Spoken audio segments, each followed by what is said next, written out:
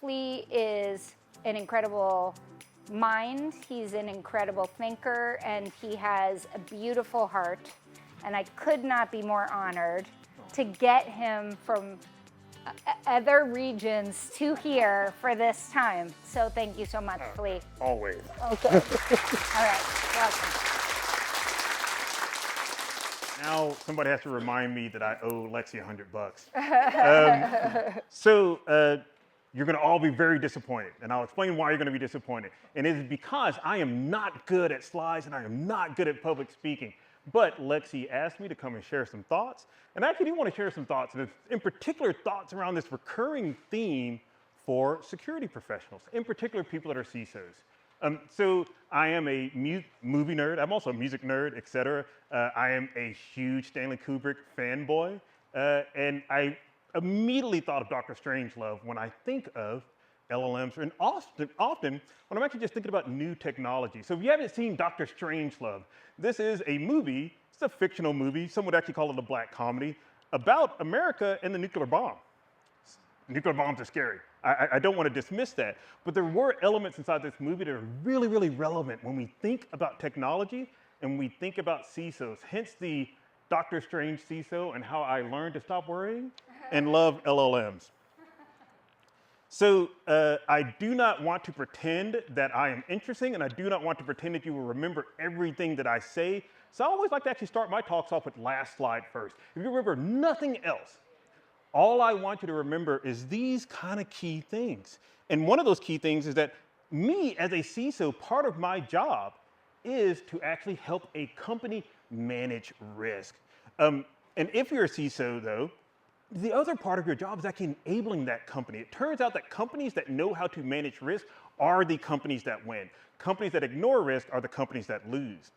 Now, if you're a vendor, this is actually a key insight that I think a lot of vendors miss, whether or not you're a security professional trying to sell security into a security organization, or if you're just some other kind of consumer app trying to actually sell into there, which is you need to help the CISO sell your product for you. You need to explain to them how this is going to be a business enabler and how whatever risks there may exist can be mitigated and addressed. Now, I also wanted to try to level set with regards to really, really, really large buckets, and you're going to lose a lot of nuance here. And these large buckets are really how people, for the most part, are thinking about LLMs and their particular usage when they're thinking about LLMs. One, the classic, why we all got excited 3 years ago. Oh, people are building LLMs. Well, that's cool. That's a whole category there.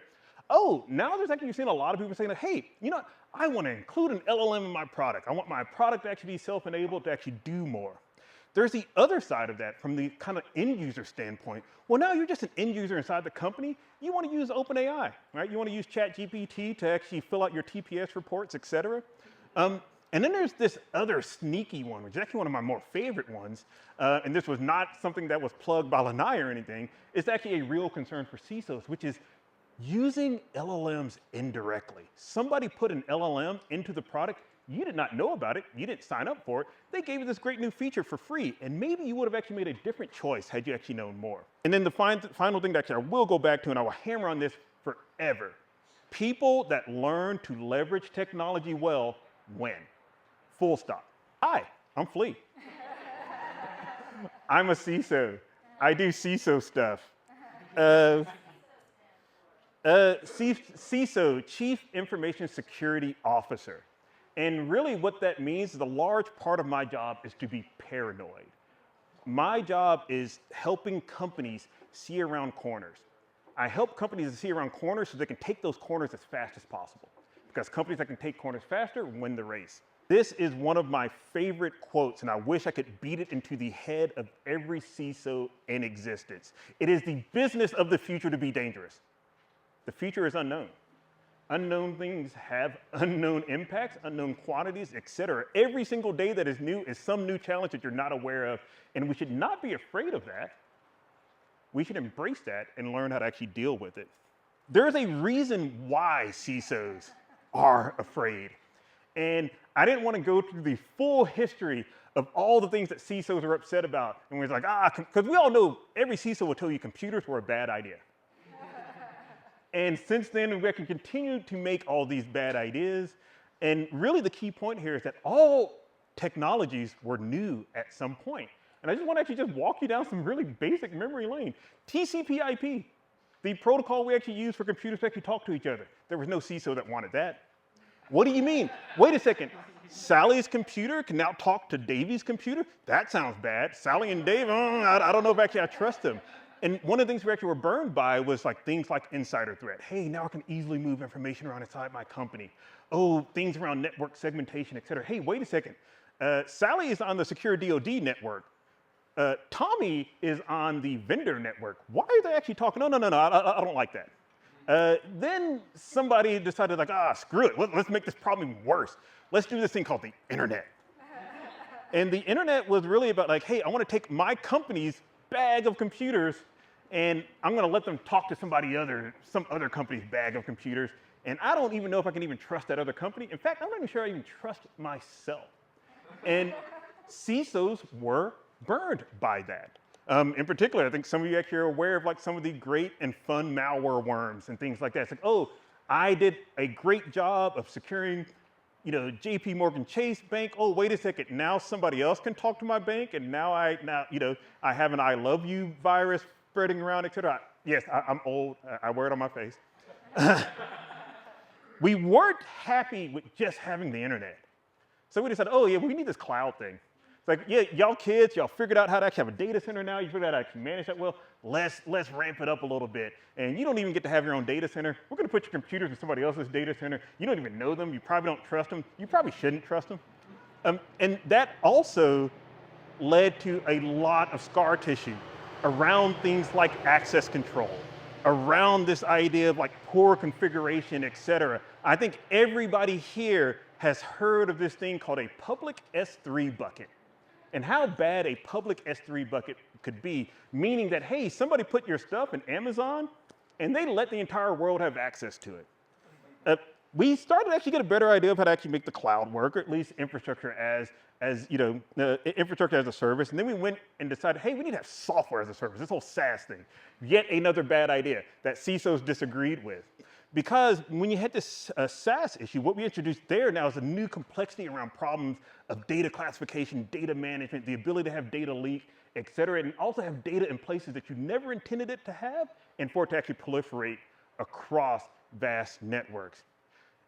And then somebody decided that, hey, you know what, CISO, your job isn't hard enough. Fuck it, let's actually do this LLM thing. Let's have all this stuff, put it together, et cetera, and we don't know what that is yet.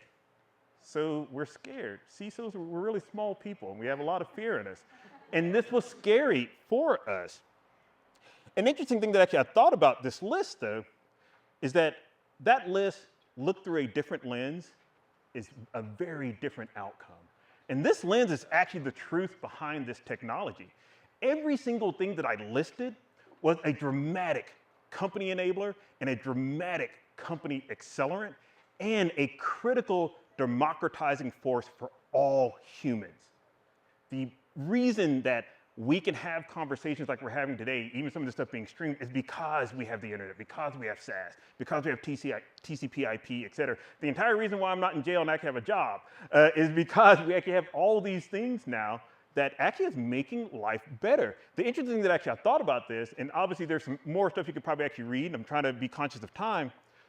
Nobody told the CISO, hey, this is going to enable your company to do more. This is going to provide value to you as a company. What the CISO just heard is like, hey, I'm going to connect you with this other thing that you don't know, and they're probably shady, right? Nobody said, hey, I'm going to make your employees more productive. It will come at a cost, but the benefit, the actual ROI, is oversized. Because fundamentally, and apologies for those that aren't deep Reddit nerds and don't follow memes like I do, but fundamentally, nobody said to the CISO, hey, you're holding it wrong. Because that's actually what's fundamentally the problem. And that's still a large part of the problem, both in how not only do we use technology, but also how CISOs view technology. We're holding it wrong. These things actually are accelerants. They actually do give good benefits. Some of them actually have significant security risk reductions. But if you're holding it wrong, or somebody's told you to hold it wrong, you're never actually going to see that. I like to try to explain to people that one of the best things that you can do as a human being is get comfortable with being uncomfortable. uncomfort is where you actually find growth. Uncomfort is where you actually also find opportunity. And so I wanted to chat with you a little bit about how I am trying to, one, help myself better understand LLMs, but also talk to some of my peers, other CISOs, people that are in compliance, people that are lawyers, et cetera. It's like, hey, yeah, this does look kind of scary. We probably are kind of holding it wrong. Well, how do we actually get less scared about this? And what I kind of actually came towards is kind of this simplification of these big buckets about profiles of how people use LLMs. And I'm being really explicit when I'm saying LLMs. I am talking about large language models. I'm not talking about the broader field of AI. That's a full other talk that I'm equally unqualified to talk about. So I want to talk about that first use case of actually building LLMs. And the reason why I like to break it down this way is that I think this is actually a better way to talk to some of those people that maybe in your organization or maybe friends you have that think a lot about risk, that think a lot about risk management and things along those lines. So when I think about this idea of like building LLMs, well, that fundamental use case is that you are trying to encapsulate a large data set of knowledge and making that large data set of knowledge easily accessible in a way that a human normally interacts. Great example, ChatGPT. When I think about those risks, though, it's like some of the things you all come around. It's like, hey, that encapsulated knowledge is actually wrong. Oh my God, hey, we just trained this large data set, and now people are saying, hey, you put glue on pizzas and things like that. LLMs can do good at prediction, but they actually aren't so great at actually knowing exactly what's in a human mind. The other thing, and I think a lot of you actually see this, is LLMs actually returning things that are dangerous or illegal, and other mistakes that we actually make, and sometimes even sensitive information. Anybody here saw the news about how ChatGPT was spitting out Microsoft license keys? No, but that's a good example of something you did not want to have happen with your LLM. You built an LLM, and now this LLM is doing exactly what you told it to, and it's bad that the LLM is doing exactly what you told the LLM to do. And this also just goes back to that broader category of your LLMs oversharing information. And that's actually fairly broad, especially if you think about how you're building your LLM, are the things you could be doing to prevent that kind of danger. Now, I like to think not just about problems. One of my credos is, hey, find yes, which means like, hey, how do I enable LLMs? How do I enable and think about what are some of the things we should think about if you were going to build an LLM? This is super simplified, missing all the nuance. So disregard this, or maybe actually kind of remember that as a tip and guideline. Like one is actually just deep data set scrubbing. It's like, hey, I'm looking at all these large data. I actually kind of know that there's something that probably shouldn't be in there and things that I'm actually concerned about, and I definitely want to make sure that it doesn't end up in somebody else's hands. The other is actually this idea of strong LLM prompt guidance. I don't know how many of you are actually familiar with actual deep prompt engineering. I hate that buzzword. It's actually not really a thing, but it actually kind of also is a thing. And there are ways to actually make your LLM very, very, very considerate of rules that you actually have inside, in particular things around like safety, guidance, and output. And there's a lot of power if you also think about having your LLM prompts also be formatted for a specific kind of output.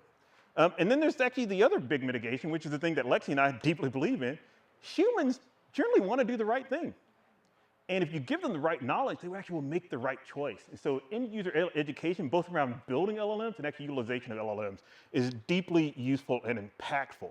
Now, we're going on to this other category. It's like, hey, you want to include an LLM in your product. It's like, hey, I'm building Notion, or I'm building VS Code at GitHub. It would be nice if I had like a little co-pilot that could help me program and stuff. Oh, I want to have something in there. And so really, this is really about taking your existing product and improving that user experience by leveraging LLMs. So like I said, a classic example is like, hey, you now have an LLM in Notion. It's going to do some summarization for you, et cetera. Once again, we actually go back to this idea of like, oh, your LLM is still in danger of actually oversharing information. We go back also to this idea of like, hey, you know what? That package LLM might also just provide bad answers. Like it's just wrong. And it turns out that humans, for whatever reason, trust computers. So when they see that little answer come back from the computer, they're like, that computer's smart, probably smarter than me. I'm just going to go with that. The one that actually is one of my favorite kind of like risks that we maybe not always call out all the time is sometimes our LLMs are actually overly capable.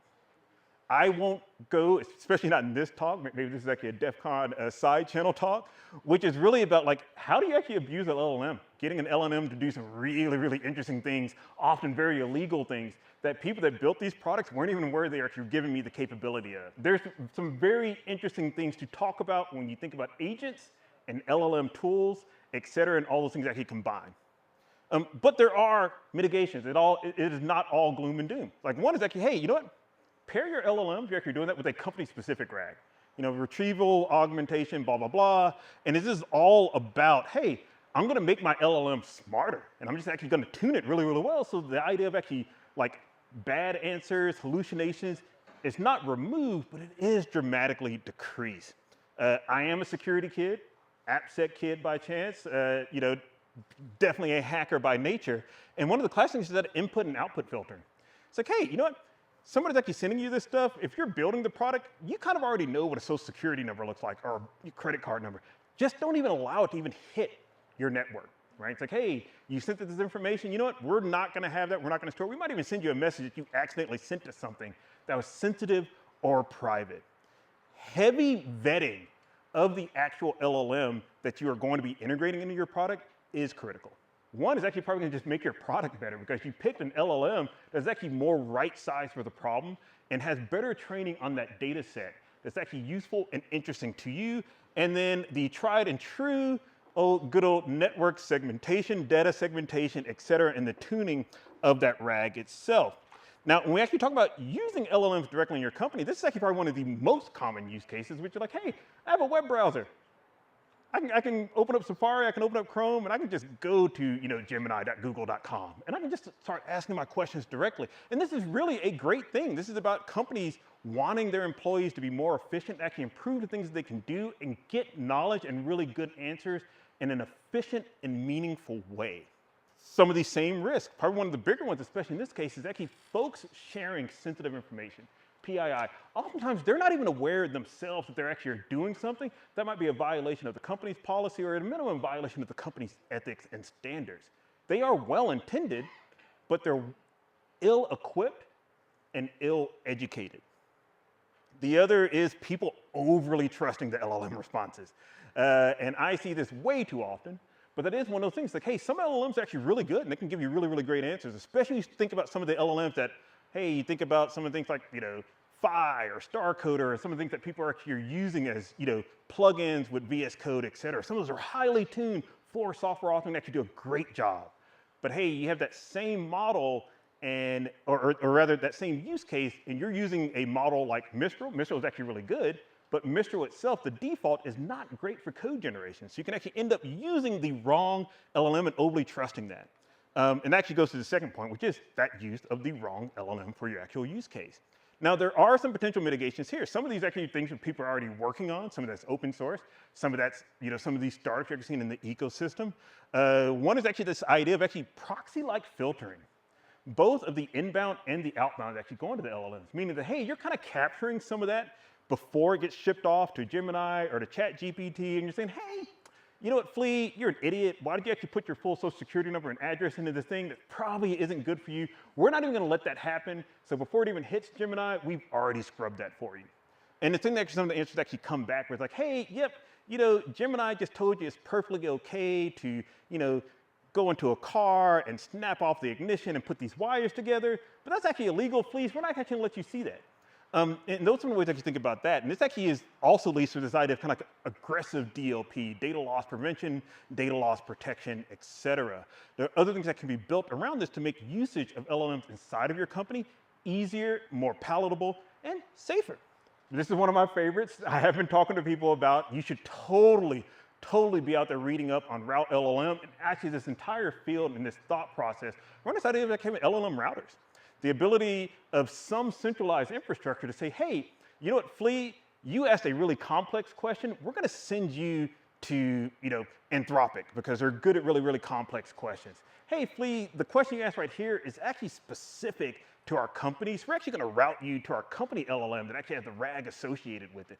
That's going to be a better choice for you. Hey, Flea, you're abusing our system and you're costing us too much. We're going to start routing you to a cheaper LLM. The one that will never go away is this idea of end user training.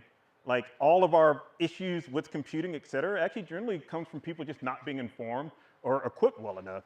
And then this is a super controversial one. And this might actually come from my scar tissue of the cloud days. It actually is valuable to get married to one LLM. Meaning saying like, hey, you know what, find the one that you're gonna say, hey, that's the one I'm comfortable with. We're gonna figure out all the edges. We're gonna see all the warts. We're gonna kind of just know what we're getting into and accept what we're getting into and actually figure out ways to actually work around those cases where it's not good for us. This is probably one of the most annoying ones. So, and the reason why I say this is actually annoying, this idea of, hey, using LLMs indirectly in your company.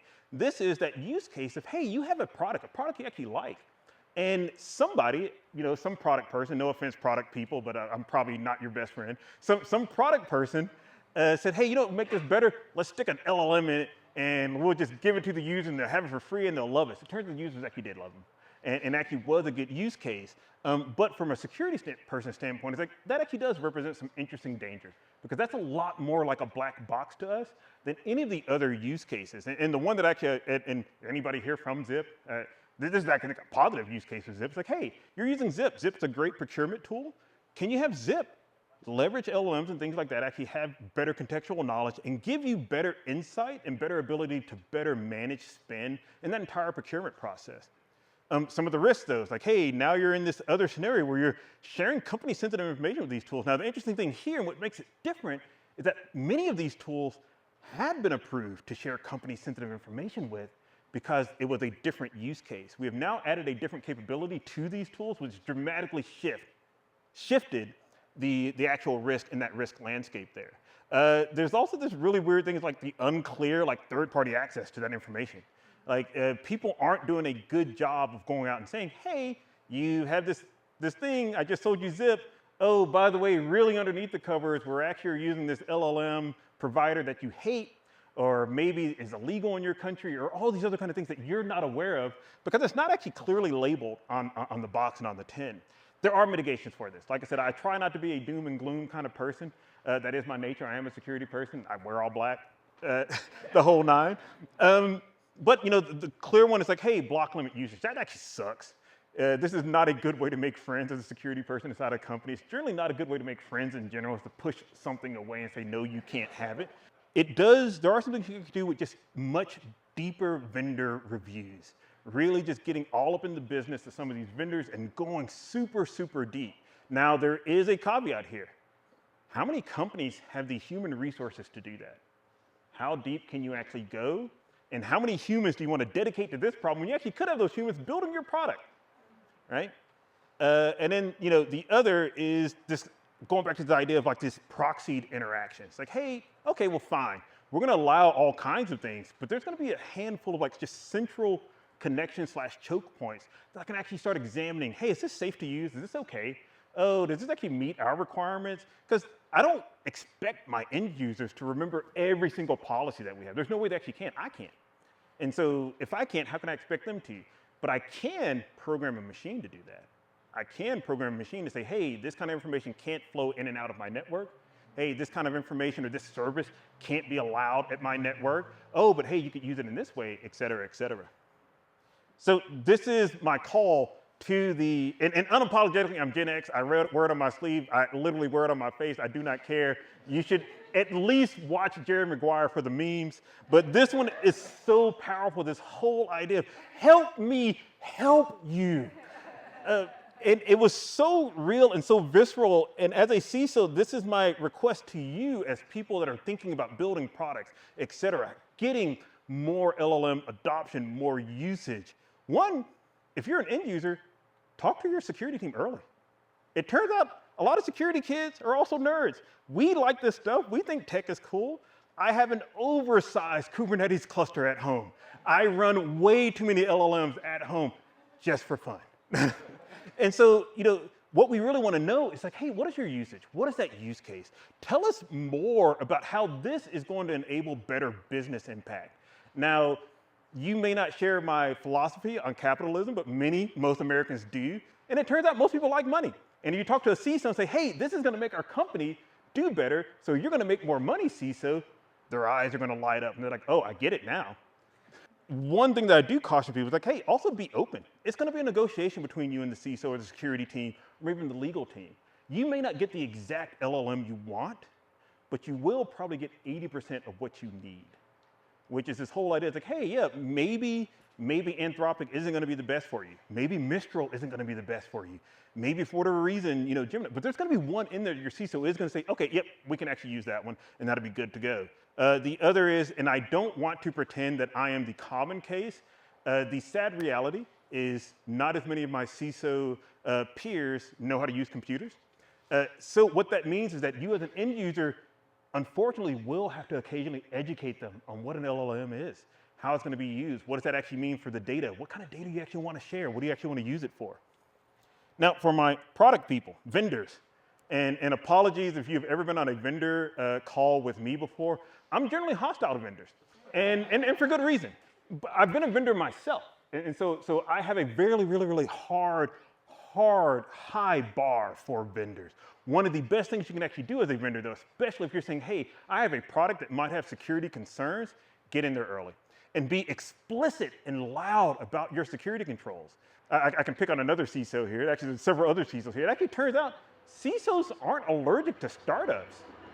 CISOs, many of us have been at startups, right? And so we know that as a startup, you're not going to have perfect security. But what is worse than not having perfect security is not talking about security, whether you have it or not. I have worked with companies that are like, hey, yeah, I don't have a SOC 2. And they're like, dude, I don't care if you have a SOC 2. I want to talk about these particular risk scenarios and how are you going to mitigate those. I actually have a security team. They can actually handle a lot of stuff. So let me know those specific things that are risky about your platform so we can actually mitigate those. Let's work together. Help me help you, et cetera. Not everybody's actually familiar with threat modeling, but everybody does threat modeling every single day. As soon as you get into your car, you are threat modeling. Threat modeling just means, hey, I'm thinking about what can go wrong and what I would do if those things went wrong. Super simplified. The other CISOs are going to beat me up after for telling y'all that.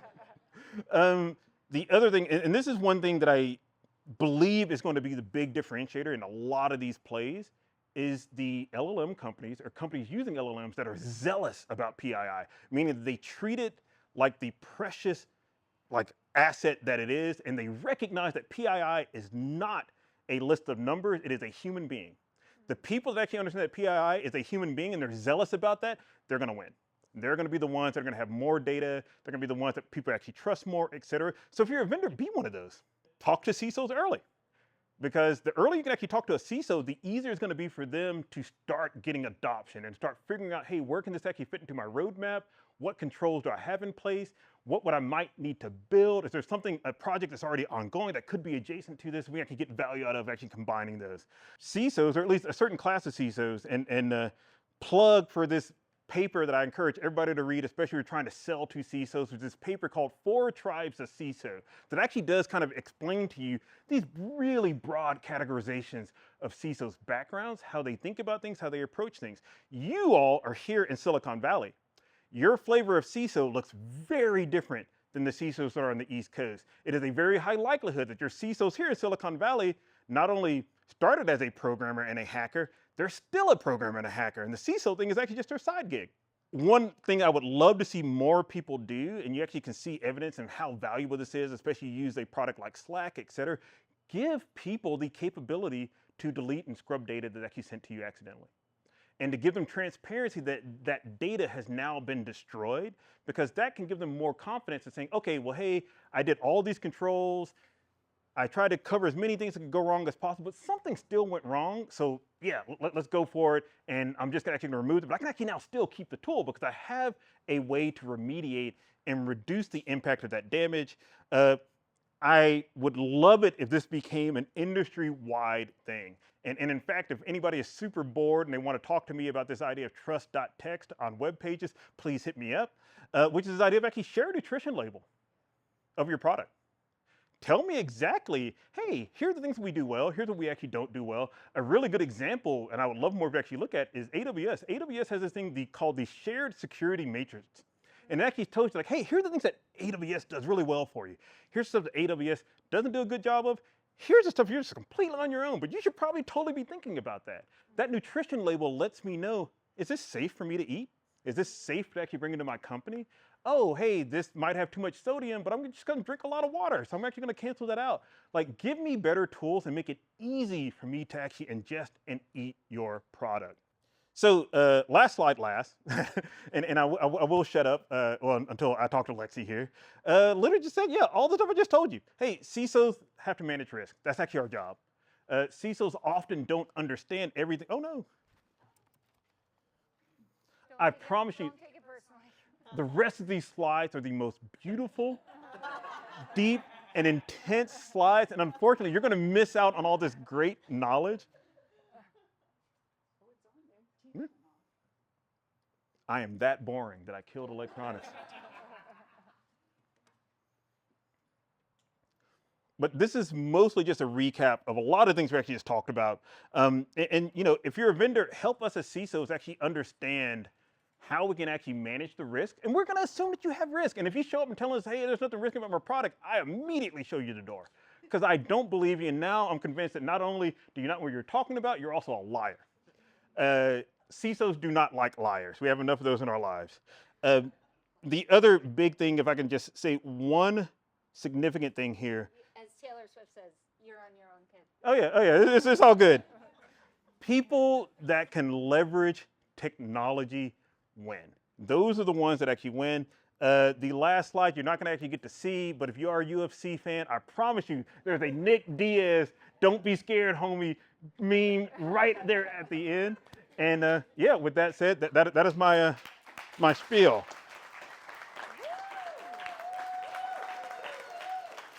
I mean, we could stand up for him, I feel like. That was amazing. Okay, great. Well, I really want to get to audience questions because I feel like that was, I have so many things. I just try to talk fast. Yeah, and that way people think it's intelligent. Yeah, no, that, okay, so first is just to see if you guys are still with us. Little factoid. Name the country. We're right by the train, by the way. If you're thinking of working at Lanai, we're very convenient to the train. Name the country that consumes the most coffee in the world and also happens to be a cybersecurity powerhouse. That was not in the talk. But you get a gift certificate if you answer it correctly. No.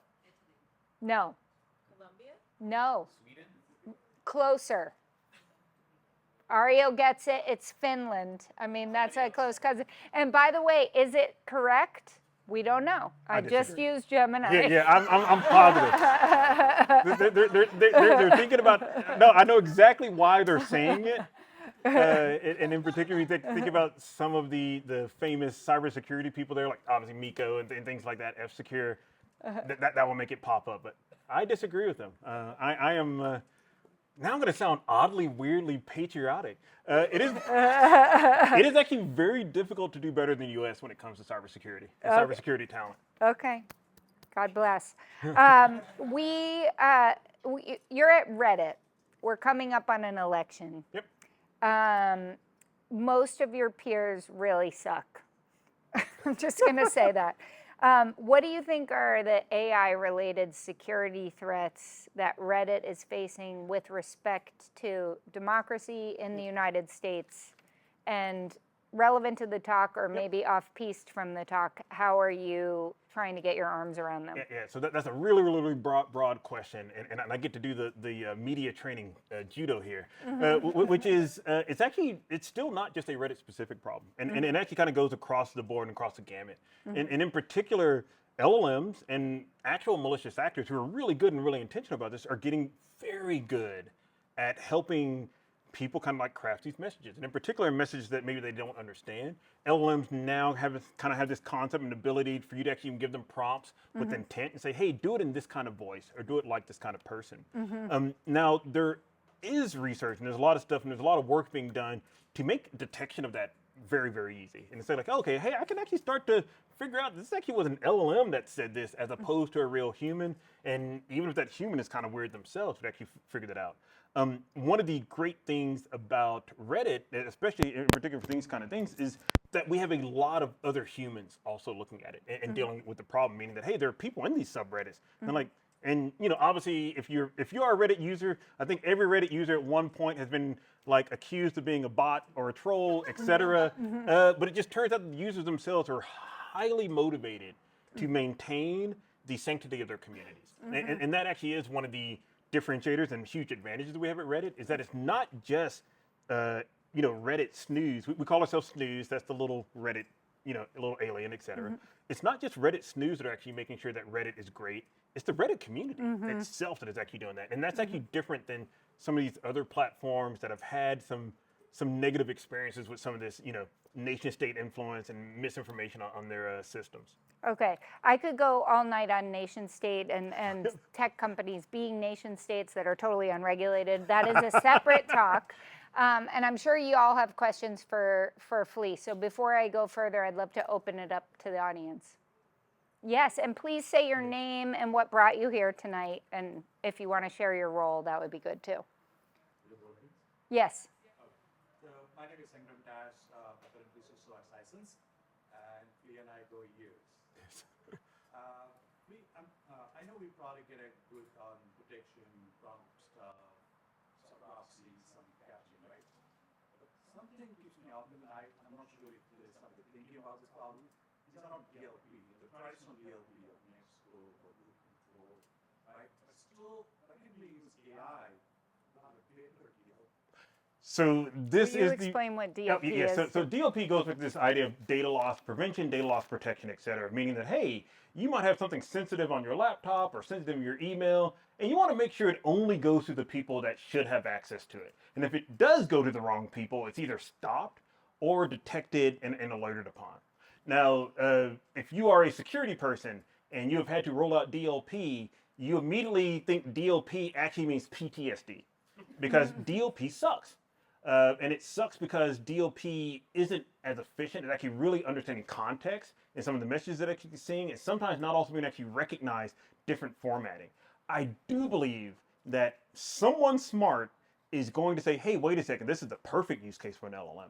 An LLM can say, hey, yeah, this is a social security number. It's just written in English. Like it's just spelled out as opposed to just Arabic numbers, etc. So I do believe there's actually going to be a place there for that. I just don't know who's going to build it. Because the people that are actually currently in these camps don't necessarily have a great incentive. And it's kind of like that innovator's dilemma. It's like, hey, do you want to disrupt the product that you have and just completely kill it? Likely it probably should be killed. Or do you want to actually just build something completely different? Or do you actually just want to seed that ground to whatever next startup is going to come and actually solve the problem and still ultimately kill your product? But is it data problem? Oh, what was that? Is it a data problem? Oh, yeah. Like aggregation of data and... As opposed to what do you think it would be if it's not a data problem? Well, I think detection is as good as the data. Yeah. Mm-hmm. So I think industry has been all rule-based so far. And we can be some sort of metadata and all that. Then we do some detection, right? But like one of those loose gaps, and I think you would agree with me on it, is we're trying to do all of that with zero context. Exactly. Like, So and it's just, good at it, right? So yes. They can learn from itself. Then you can just do a little bit of it. Yes.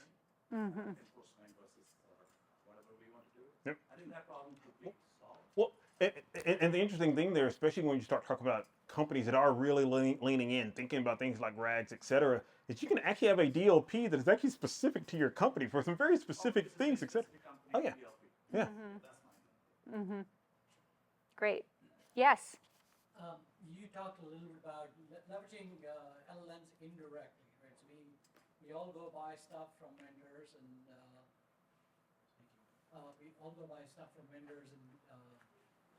that might be just built into it.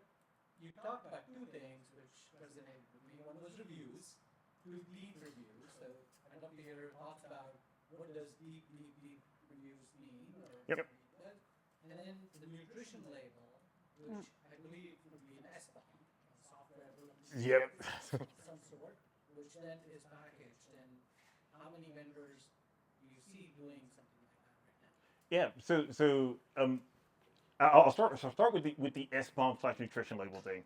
I don't think that SBOMs are a complete nutrition label. Because an SBOM actually just tells you what's in the contents. It actually doesn't necessarily tell you how the contents impact you. And so when I think about a nutrition label, it actually goes a little bit further than that. It's not just saying like, hey, this is our software stack, this is where our data center is, here's how we actually do delivery, hey, here's how you can actually inspect, how we're actually doing things from, certificates, et cetera, even things like our SOC 2. It's also going to say like, hey, and by the way, if you're this kind of vertical, here's some of the risks you actually might want to think about. This is how it actually could impact you. It's like, oh, maybe it might actually say, hey, you probably shouldn't be using this if you are a medical professional. Or, hey, this is critical for you to actually use if you are a heavily regulated industry. On the deep reviews, this kind of goes super, super old school, and it almost looks like some of those things you might even do during an M&A due diligence, where it's like, oh, no. I want to sit down and I want to talk to several people, and you're going to show me your architecture. You're going to tell me about how this is integrated with your providers, what are some of these other things, and transparently, it's going to suck. And it's going to suck because we actually just don't have a lot of tools there, and it's just not efficient. And the more and more we kind of like add these things in with regards to, hey, yeah, I just added another LLM feature. Hey, I never had LLM before. I'm just adding this actually to my product, etc. You're going to soon find that ability to do these deep dives doesn't scale. And so we are going to have to find somebody, and I'm sure that somebody's actually going to address this problem of doing a lot of that for you and doing that legwork in advance. And then it's more of a conversation between you and kind of like that, I don't know, nutritionist. If we actually go with a nutrition label, it's like, hey, we're thinking about nutrition labels. Hey, you're going to find your LLM nutritionist who's going to tell you, oh, this is actually what you should be eating. And hey, this is not good for you. This is good for you. This is okay, but don't tell your wife that you're doing this. Yeah, kind of thing. Except for that, I was with you. Yes. Look, I am from Mississippi. We like a lot of sugar and we like fried food. Just let me have some of that, Lexi. Okay. Last question from the audience, because yes, Katie. The presentation was amazing, so you were very humble timing it off guard us that you didn't know what you were talking about. It wasn't very informative. It was incredible, so thank you Boom. for presenting all of that. Yes, remind me to give you $100 also. Lexi gently tapped in because you're sitting on a data mine. So I'm going to wear my little hat right now. That's Variable Institute of Machine Learning. It's this tiny think tank. We meet and we gather and we tear apart every research paper coming out. And spent the last year very focused on LLMs, and nobody was doing the work to really synthesize what are the top 10 risks around LLMs. And we're total AI optimists, but when it comes to figuring out how do we stack rank them, we sat around and we all hummed and hawed and we fought, but ultimately we had to agree on the number one risk, which we view as recursive pollution. So this is the snake eating its own tail. Yep. And in 3 years, when 90% of data out there will be synthetically generated data from that 2020 mark, where the entire cesspool of the world's data got hoovered up into LLMs, which really are only like, let's call them 7. We're not all building LLMs. Yeah. Like, the frontier thing is so massive we can't even comprehend those data sets or the amount there. So can I go right there to Reddit? You sit on extraordinary data. You are effectively, you could be a data node. But in choosing, if you license out the data, give us a little lens on how you're able to, because I think you nodded to it, stack rank what is true good data and not full of data pollution and data poisoning, and how you protect against the hellscape of botters in there that will then fire hose the crap out there. So that's long-winded, but you know where I'm going. I know exactly where you're going at, and I feel horrible because I actually am the wrong person to ask that question of. And it's not because I actually don't want to answer your question. Like I got some really good training from Lexi and others about that whole media judo thing or whatever. This is one of those cases where I don't have the answer that you're actually looking for. I can connect you to people though. And there actually is some interesting stuff that Reddit is doing around like, hey, just how do we actually think about this broadly and in general? And I'm sure that actually would love to collaborate with other people. And in particular, people are actually doing deep research here. Many members, actually a lot of people at Reddit also come from a deep academic and research background. One of the things that is probably the most critical for Reddit though, is that we believe in the user and that we believe those users are human and that we believe that we actually have to be very, very, very zealous about anything that actually could happen with that data. And so we do have a lot of guardrails and things that we actually put in place and actually think about it. Reddit does think deeply about how do we actually keep those things safe and sanctified rather. But Reddit also believes that it's still Reddit. And what I mean by that is Reddit has no interest in getting rid of memes because that's what makes Reddit Reddit, right? Reddit has no interest in getting rid of all the LGBTQ support subreddits because that's actually what makes Reddit Reddit.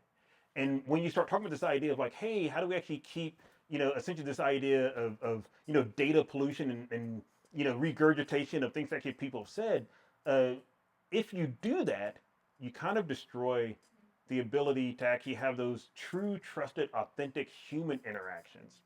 And so, there is a place for other people to actually say, hey, how can we actually collaborate? How can we actually work on that? How can we maybe talk to somebody at Reddit? Maybe actually do some research at Reddit. And there definitely are people at Reddit you actually can have those conversations with. So apologies, I can't actually answer your question, but You touched on a lot of things yeah. there that were applicable. Thank you. One of the things that also gets to, which I think is really interesting, and if you have a short comment on this, it may be too long, is roles and responsibilities changing in the context of generative AI? Like what does the CISO own versus influence? What does the head of R&D own versus influence? What does the chief compliance officer own versus influence? Like I would imagine the decision of how to address some of what Katie was just talking about is largely a product question that of the head of R&D maybe utilizing Reddit data to productize in a different way. Yeah, so this is a judo question because Jesus, I trained you too well. I know.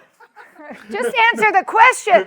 No, it's because there's a more interesting question there, which is what does the future from a ownership standpoint look like for companies when it comes to some of this data and things like that? And probably people are now recognizing, CISO is actually a fairly new role, right? That's actually fairly new. And then we added this thing called a chief privacy officer. That was actually a fairly new role. I would not be surprised, and I'm actually anticipating literally exec level roles associated with this kind of stuff. Like, hey, how do we actually curate and manage this data? How do we actually think about this in a broader level? What does it actually mean from an ethical standpoint? What does it mean from a business enablement standpoint? And those are a lot of things that you kind of want not necessarily only, but you actually do want somebody to actually just explicitly own that domain and to help even with some of these tiebreakers and things like that. As a CISO, my DNA just says no, like that's the first word I learned. Like, hey, no. Or anything. Actually, my first word was mama. But look, I'm from the South. It's like, it's all these other kind of things, and that's where I believe the hockey puck is going to be flying. It's going to be moving more towards that direction. As somebody who can actually kind of mediate in between several different needs within the business. Like a CISO by themselves can't say, man, how much is this really going to impact our revenue if we do or don't do this? Even the product person themselves, they can't say how much is this enough risk? Is this too much risk, et cetera? And there's probably going to be somebody who's going to have a more holistic responsibility there, just to actually navigate that intersection. Yep. Well, a couple things to round this out. You are all welcome to stay for not forever. It's not an all-night thing, but for quite a while. And I think El Bombero is still out there, so eat, drink, and be merry. I want to shout out Color Wave, our partner in these events. If you're a technology company that's looking to build a bridge for incredible folks from BIPOC communities who may be working at some of these Magic 7 companies but have not worked in the startup context, they're an incredible partner to build a bridge with great talent in that regard and give them their first chance at a startup life. So thank you to Color Wave. Speak to them. Katie and Jane Ferguson, I'm going to just embarrass them, are starting an incredible company that is in the journalism space that is incredibly important at this moment for journalists, by journalists. And Jane Ferguson, you may recognize, is an Emmy-winning journalist who was the last person in Afghanistan reporting on the American pullout there. So we are so lucky to have her. But most importantly, I want their startup to get funded. I have no money because it's all going here. But if you do, talk to them. Devereaux, who planned tonight with Marisa, Tiana, Ashley, my partner Steve, Andrea, Who am I missing? Ro, there's Ro. All of whom would love to talk to you if you're interested in building a career in generative AI and you want to help CISOs both manage risk but also spur innovation. Lanai could be a great place for you. 3 Motion Creative, our incredible video and photographer team creating sight, sound, and motion. And today, most importantly, our engineering team at Lanai, Keith, Kevin, Vedavit, who made our product work. Lanai is on Lanai. And finally, Mohit, who is just like every product person, just a little contrarian and would not wear that red, but has been a fantastic partner to me in nicely translating certain terms in an enterprise security space that I didn't know, but more importantly, an incredible friend as we build this company together. Raise your hand if you're a CISO in this room. Okay, ish, I like it. You play one on TV. If you're an engineer, okay. If you're someone who cares about the future of humanity, okay, there. You have all come to the right place. Hopefully the Lanai Summer Series is really about literally opening doors and bringing sunlight into this new way of the future that we think generative AI is ushering in. If the same people develop this future that developed the last 20 years of the internet, I feel quite confident that those things that were unintended consequences for people, planet, and democracy will be 10x'd on steroids. And they're no longer unintended. So one way we all participate is making sure we have a new group of people that is not exclusive to a certain set, that is funding, founding, using, asking tough questions, and refusing to go with their time and their treasure and talent to companies that have been repeat offenders in persisting structural biases and inequities in society. And I ask that of all of y'all because one thing you all have is time, treasure, and talent. Otherwise, you couldn't be here tonight. So know that I think we live in a world where we feel there are forces outside of our control, and yet our greatest superpower is we are response able. We are able to choose what products we buy, what products we use, where we spend our time in terms of our employee life. And I hope you make that choice wisely. I hope these sessions help you to make those choices wisely. I could not be more grateful to have humans like you, Felice, seriously, truly, in my life, because I just think the universe conspires to make your destiny happen, and somehow I'm a security person too now. Yes. This is my plan all along. I too play one on TV. If you have any questions about Lanai, ask someone in red. Eat, drink, be merry. Thank you so much.